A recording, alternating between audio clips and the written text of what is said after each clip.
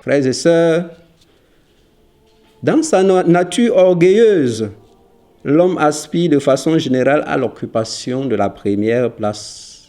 Mieux, il aspire à être le plus vu ou à être le plus grand en toutes choses.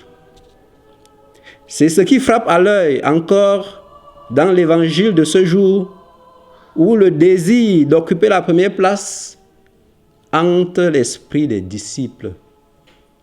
Ils se demandent l'un à l'autre, qui d'entre eux serait le plus grand? Eh bien, frères et sœurs, cette tendance nous anime souvent, nous tous. Mais le Christ nous donne aujourd'hui le critère de la vraie grandeur. D'où l'enseignement suivant. Que celui qui veut être le plus grand soit le serviteur de tous, qu'il soit comme un enfant, dit Jésus.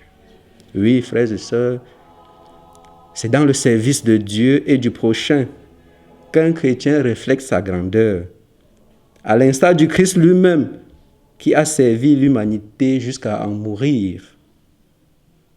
Tel doit être le comportement de tout chrétien. Le Seigneur nous invite aussi à l'humilité et comme disait Sainte Thérèse d'Avila, l'humilité c'est la clé de la sainteté. Mais prions donc Dieu pour la grâce de l'humilité. Déjà, faisons l'effort de rayonner l'humilité dans nos milieux de vie. Faisons l'effort d'être au service de tous, tant que nous pouvons.